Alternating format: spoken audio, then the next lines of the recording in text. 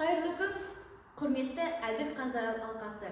Біз Көкшетау қаласы Абай атындағы қазақ тілінде оқытылатын дарынды балаларға арналған нөмірі 3-ші облыстық мамандандырылған мектеп-интернатының мектеп парламентіміз.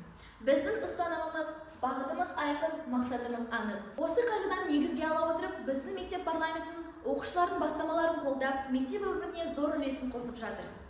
Мектеп парламентінің президенті Базар Құлмадияны. Оның бастамасымен мектептегі өзін-өзі басқару жұмыстары ұйымдастырылып, әр фракция өз бағыты бойынша нақты жұмыс жасауда. Өкінішке орай, осы сайысқа біздің мектеп парламентінің президенті қатыса алмады, себебі ол қазіргі уақытта республикалық форумда өнерін көрсетіп жатыр. Сондықтан, мектеп парламентінің қызметін министрлер құрамы таныстырады. Ендігі кезекте сіздерге мектеп парламентінің әлеуметтік желісін таныстыра кетсек. Мектеп парламентінің әлеуметтік желісі 2021 жылы қазан айында құрылған болатын.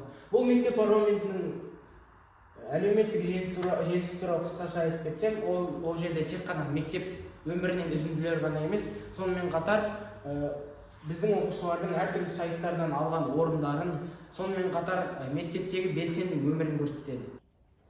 Мектеп парламентінің миссиясы ұлттық құндылықтарды бойына сіңірген тұлғаны тәрбиелеу. Мақсаты білім алушылардың бойында азаматтық белсенділік, әлеуметтік құзыреттілік, азаматтық жауапкершілік дағдыларын дамыту, сондай-ақ әлеуметтік шаруашылыққа қабілетті, өзінің жеке басын қоғам мен мемлекетті жетілдіру мүддесіне әрекет ете алатын жоғары мәдениетті, гуманистік бағытта азаматты тәрбиелеу.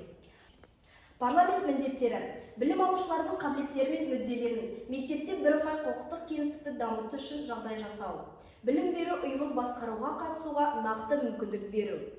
Ұжымдық өмір нормаларына, мектеп заңдарына, адамдарға пайдасы әкелгісі келетініне, достар мен құрдастарына қиындықты жеңуге көмектесуге оң көзқарас қалыптастыру.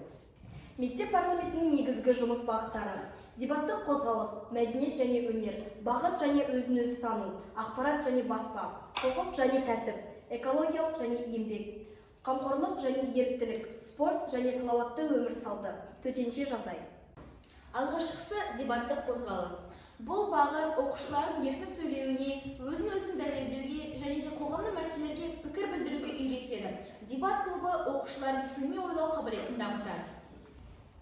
Келесі бағыт мәдениет және өнер фракциясы. Бұл фракция мектептегі мерекелік кештерді, шығармашылық байқауларды ұйымдастырады.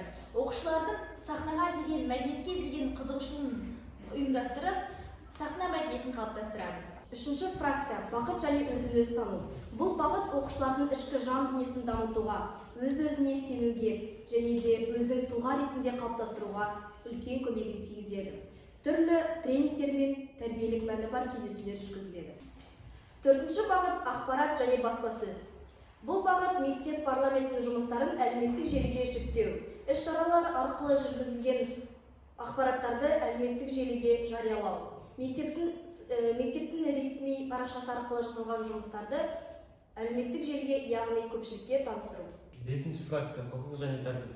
Мектептегі тәртіпті сақтап оқушылардың құқықтық сауатын арттырады, балаларды тәртіпке үйретеді.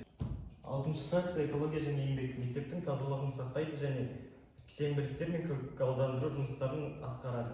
Қамқорлық және еріктілік фракциясы. Бұл фракцияда әртүрлі акциялармен, сонымен қатар көмек қажет ететін адамдарға қолдау білдіріледі. Спорт және салауатты өмір салты. Бұл фракцияда спорттық іс-шаралар, сонымен қатар спорттық конкурстар өткізіледі. Тоғызыншы фракция – төтенше жағдай министрлігі. Қауіпсіздік әрекеттерін үйретеді, төтенше жағдай кезінде дұрыс әрекеттерді істеуді үйретеді. Мектеп парламенті жауапкершілік пен бірлескен еңбектің алаңы. Біздің мақсатымыз мектеп өмірін қызықты әрі пайдалы ету.